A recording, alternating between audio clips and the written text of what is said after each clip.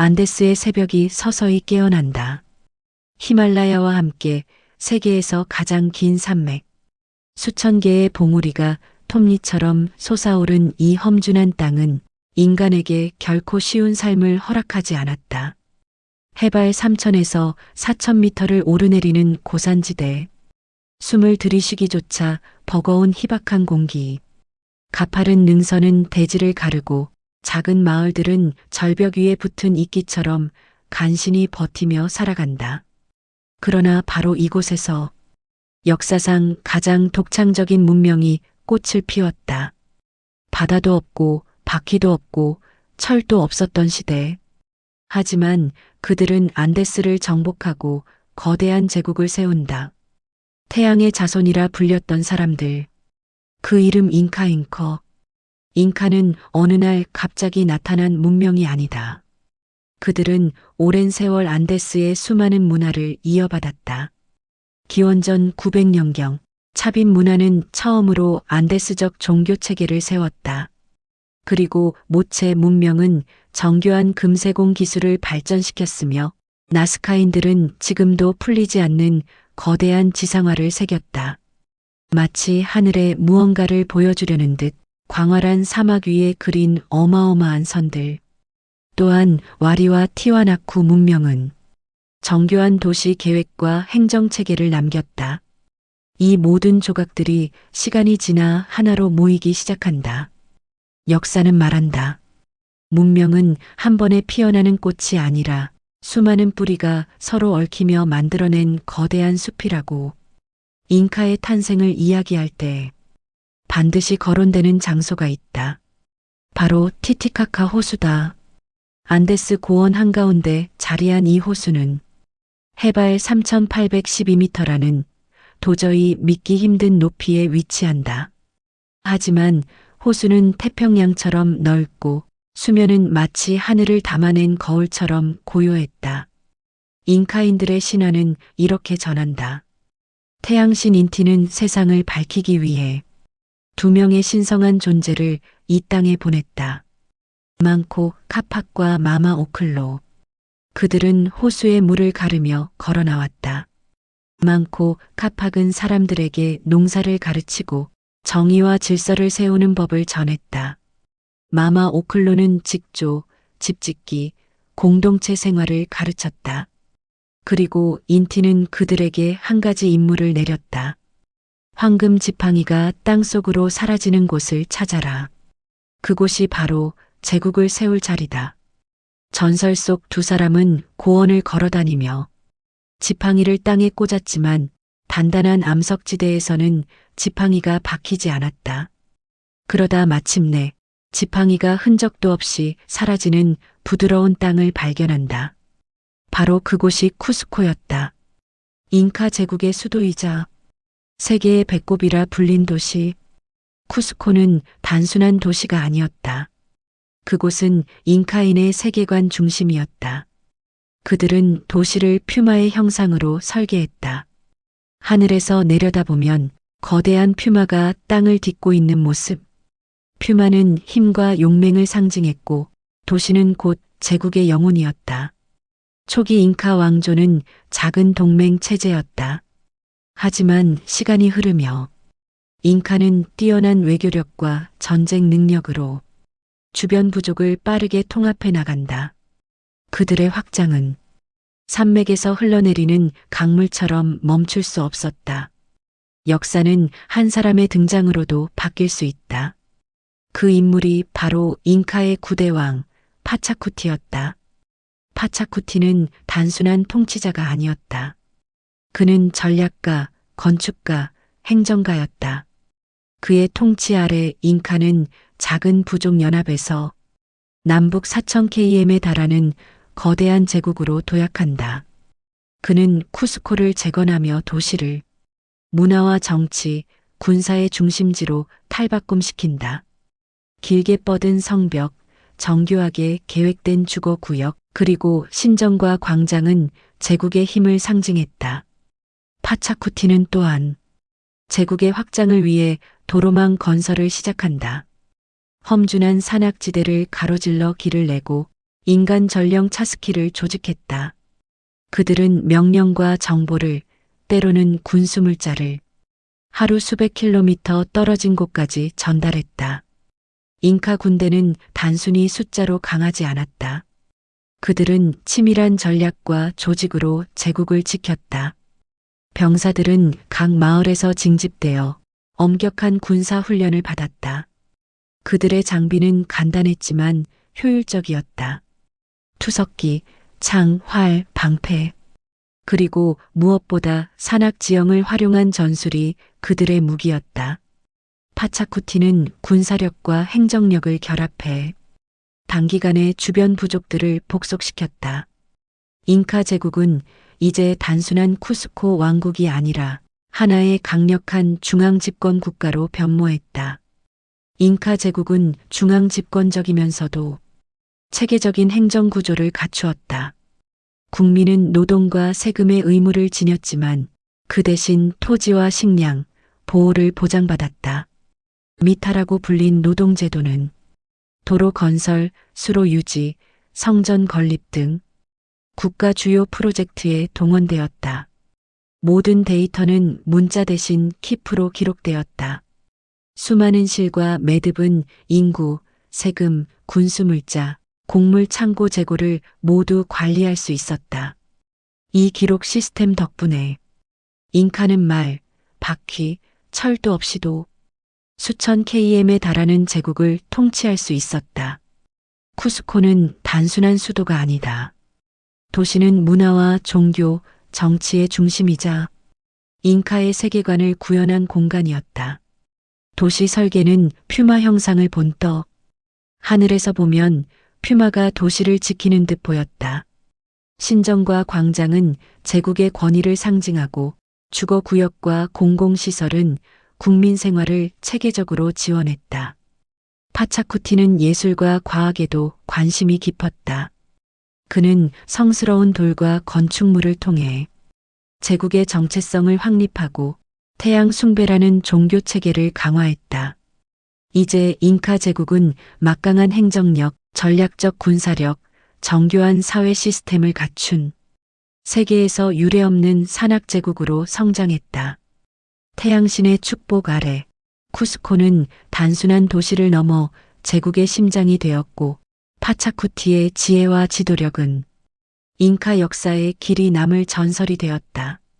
안데스의 험준한 산맥 위에 문명은 그렇게 단단히 뿌리를 내렸다. 잉카 제국의 숨겨진 힘은 바로 도로에 있었다. 카파크냥이라 불린 도로망은 총 길이 4만 킬로미터, 지구 한 바퀴를 돌고도 남을 정도다. 하지만 더 놀라운 사실은 이 길이 인간의 발걸음만으로 유지되고 운영되었다는 것이다. 말도, 바퀴도, 현대적 운송수단도 없었지만 도로는 제국의 혈관처럼 작동했다. 잉카는 도로를 통해 군대를 이동시키고 곡물과 물자를 전달하며 지방 행정관과 수도를 연결했다. 도로는 단순한 통행수단이 아니었다. 그 안에는 제국의 질서와 생존이 담겨 있었다. 험준한 안데스 산맥을 가로지르는 다리와 계단, 절벽을 감싼 터널과 배수로까지 모든 것이 계획된 설계였다. 잉카 제국에는 놀라운 소식 전달 시스템이 있었다. 그 주인공은 바로 차스키라 불린 전령. 이들은 하루에 200km 이상을 달리며 중요한 명령과 정보를 전했다. 때로는 군수물자까지 운반했다. 그들의 몸과 정신은 제국의 심장과 같았다. 현대의 통신망이 없던 시대, 이 작은 인간들이 제국 전체를 잇는 혈관이었던 것이다. 차스키는 제국의 질서와 속도, 그리고 생존을 책임졌다. 잉카는 문자를 사용하지 않았다. 하지만 그들은 키프를 발명했다. 수십 개의 색실, 수백 개의 매듭으로 인구수, 세금, 노동력, 군수, 곡물 저장량을 기록했다. 키프는 단순한 기록이 아니었다. 국가 전체를 운영할 수 있는 데이터베이스였다. 오늘날 컴퓨터가 처리하는 정보와 비교해도 손색이 없을 정도였다. 학자들은 키프를 분석하며 잉카의 행정 능력과 통치 방식을 이해하고 있다. 인간의 손끝에서 만들어진 가장 정밀한 데이터 시스템이었던 것이다. 잉카 제국은 중앙 집권적인 국가였다. 모든 주민은 국가의 보호를 받는 동시에 노동 의무를 지니고 있었다. 미타라고 불린 노동 제도는 도로 건설, 농지 개간, 성전 건립 등 모든 국가 프로젝트에 동원되었다. 국민은 토지와 식량을 보장받았고 관료들은 키프를 이용해 세금과 노동, 군수물자 배분을 정밀하게 관리했다. 이 시스템 덕분에 잉카는 수천 킬로미터에 달하는 제국을 말과 바퀴 없이도 통치할 수 있었다. 잉카 제국의 행정은 계층적이면서도 효율적이었다. 각 지방에는 주관청이 설치되고 지역 관리가 주민을 감독하며 중앙과 연결되었다. 농민들은 국가에 필요한 생산물을 제공하고 대신 안전과 토지를 보장받았다. 모든 체계가 상호 연결되어 제국은 안정적으로 운영될 수 있었다. 도로와 전령, 키프, 노동 체계가 결합되어 잉카 제국의 심장은 멈추지 않았다. 산악의 험로, 깊은 계곡, 폭포와 협곡을 지나 제국의 모든 구석구석이 서로 연결되었다. 이 시스템이 있었기에 마추픽추와 같은 공중 도시가 가능했고 수천 명의 군사와 국민이 체계적으로 관리될 수 있었다. 잉카 제국의 진정한 힘은 바로 이 조직력과 계획력이었다. 그들은 단순히 산과 돌을 지배한 것이 아니라 사람과 정보를 지배했다. 제국을 움직이는 보이지 않는 손, 도로망과 키프, 인간 전령의 결합은 잉카를 세계 역사상 가장 정교한 산악 제국으로 만들었다. 해발 2430m, 구름 위로 떠 있는 도시, 마추픽추, 세계 어디에도 존재하지 않는 건축 기적이자 인간의 상상을 초월한 산악 도시다. 현대 기술로도 이 지형의 도시를 세우는 것은 어려운 일. 하지만 잉카는 이를 가능하게 했다. 도시의 위치는 단순히 경관을 위한 선택이 아니었다. 바로 산의 자연 방어와 천문학적 관측이 가능한 곳이었다. 마추픽추는 자연과 인간 기술의 완벽한 결합이다. 마추픽추 석벽의 가장 큰 비밀은 정밀한 맞춤 절단이다. 돌과 돌 사이에는 종이 한 장 들어갈 틈조차 없다.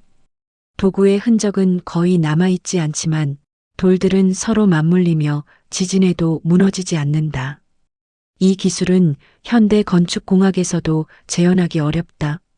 잉카는 철도, 철제도구, 기계 없이도 완벽하게 맞춤형 석재를 쌓아 올렸다. 또한 돌의 배치와 각도, 경사까지 정밀하게 계산했다. 마치 퍼즐을 맞추듯 하나하나 쌓아 올린 것이다. 이것이 바로 잉카 건축의 정수이며 그들이 단순한 산악 부족이 아님을 보여주는 증거다. 마추픽추는 단순한 거주지가 아니다. 농업 실험 도시였다. 계단식 경작지는 산의 경사도를 활용해 각 층마다 온도, 습도, 배수량을 다르게 설계했다. 감자, 옥수수, 콩 등 각 식물은 자연과 인간 기술이 결합된 최적의 환경에서 자랐다. 이 농업 시스템 덕분에 도시와 주민은 안정적으로 식량을 공급받을 수 있었다. 자연의 힘을 거스르지 않고 오히려 활용한 도시 설계였다. 마추픽추의 수로 시스템은 500년이 지난 지금도 놀라운 정확성을 보여준다. 폭우가 쏟아져도 도시 전체가 침수되지 않는다. 물길은 산에서 흘러내리는 물을 자연스럽게 유도하고 돌벽과 배수로는 물을 흡수하며 분산시킨다. 이것이 바로 물의 도시라 불리는 이유다. 잉카는 물과 도시, 농업과 종교를 완벽하게 조화시켰다. 마추픽추는 종교적 의미를 담은 도시이기도 했다. 태양신 인티를 숭배하는 신전과 천문 관측 시설이 도시 곳곳에 배치되었다. 특히 인티후아타나 태양을 묶는 돌은 1년 중 태양의 위치를 정확히 기록할 수 있었다. 일출과 일몰의 방향, 계절의 변화까지 정밀하게 계산된 구조였다. 신전과 관측 시설은 단순히 종교적 상징이 아니다. 이는 제국의 지도자와 사제들이 천체를 관찰하고 농업, 재래, 축제를 계획하는 데 사용했다. 마추픽추는 단순한 도시가 아닌 과학과 종교, 정치가 결합된 공간이었다. 마추픽추는 누구나 살 수 있는 도시가 아니었다.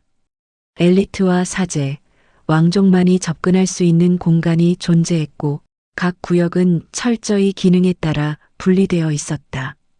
종교구역, 관측구역, 농업구역, 주거구역. 모든 공간이 조화롭게 연결되며 도시 전체가 살아 숨쉬는 듯했다. 마추픽추는 잉카 제국의 기술과 예술, 과학과 종교가 결합된 결정체였다.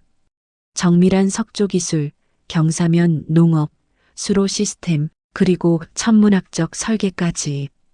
이 도시는 단순한 거주지가 아니라 잉카 문명의 집약체이자 인류 역사상 가장 놀라운 산악 도시였다. 잉카 문명에서 가장 중요한 신은 바로 태양신, 인티이다. 인티는 모든 생명의 근원이며 왕과 국민 모두에게 신성한 존재였다. 잉카인들은 자신들을 태양의 자손이라 칭하며 왕, 즉 사파 잉카가 신의 화신이라 믿었다. 사파 잉카는 단순한 정치 지도자가 아니었다. 그는 제례를 집행하고 태양의 축복을 국민에게 전달하는 신성한 존재였다.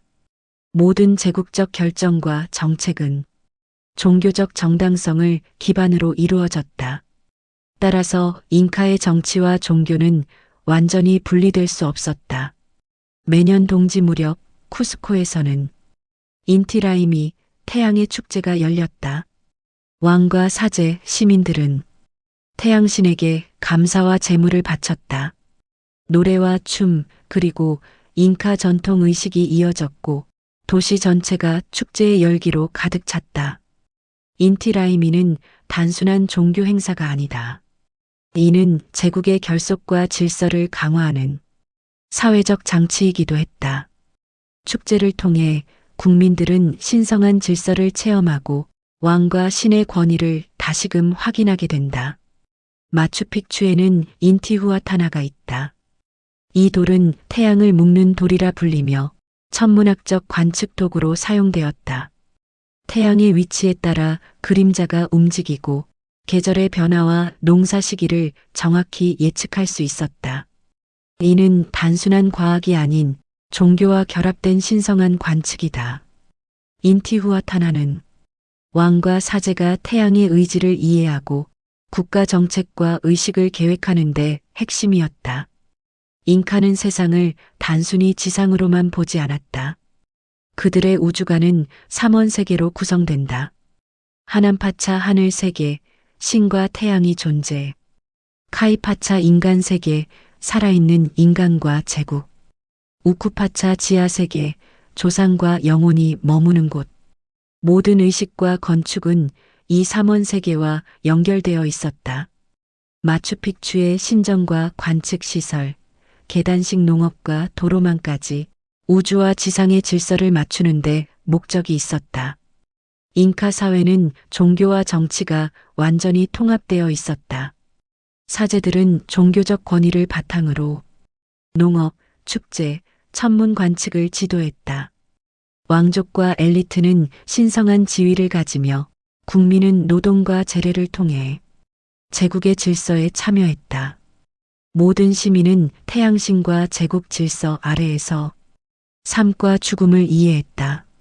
태양신 인티를 중심으로 한 잉카의 종교는 단순한 신앙을 넘어 제국의 정치, 과학, 농업, 사회 모든 영역과 연결되었다.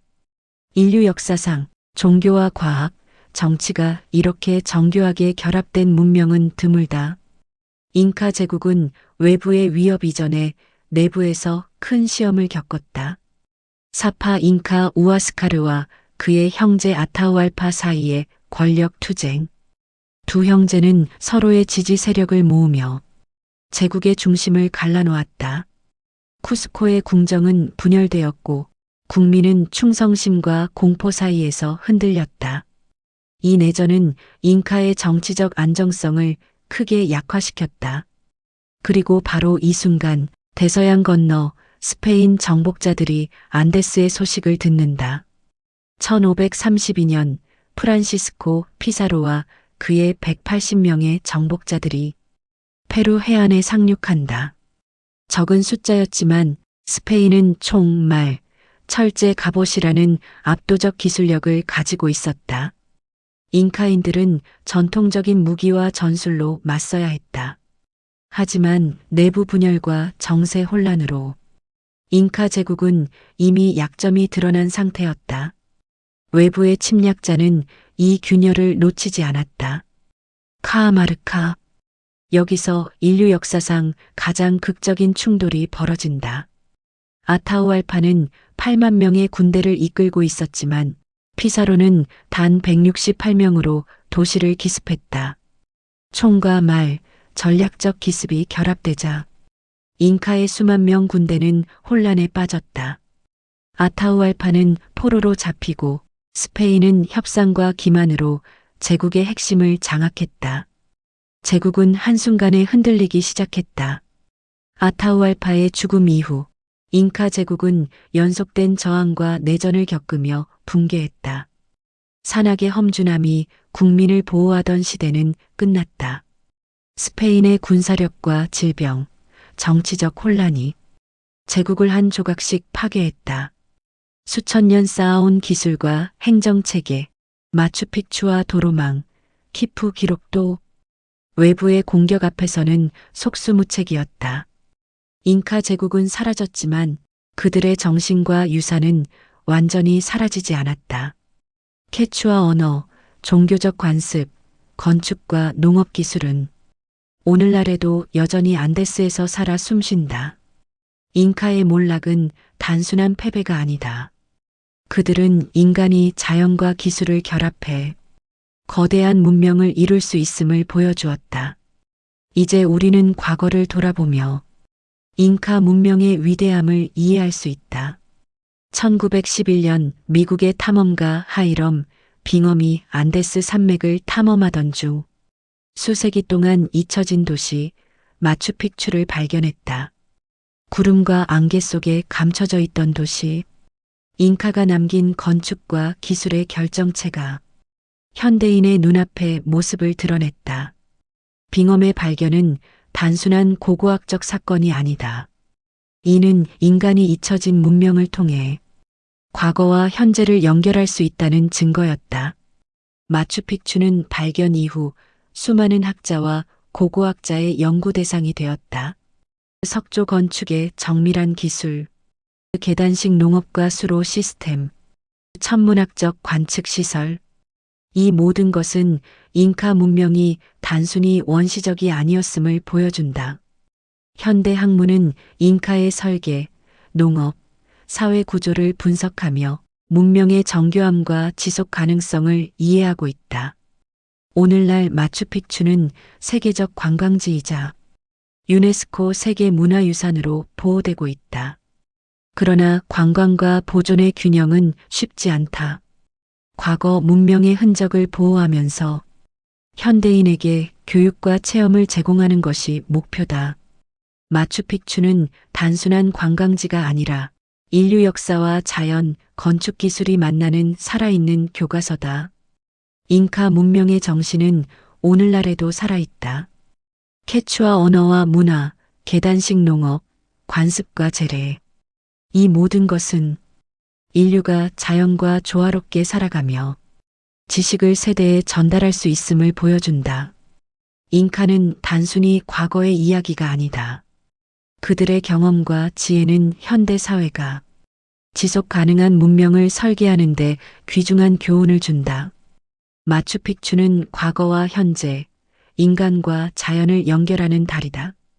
잉카의 건축과 과학, 종교와 사회 체계는 오늘날 우리에게 여전히 깊은 울림을 준다.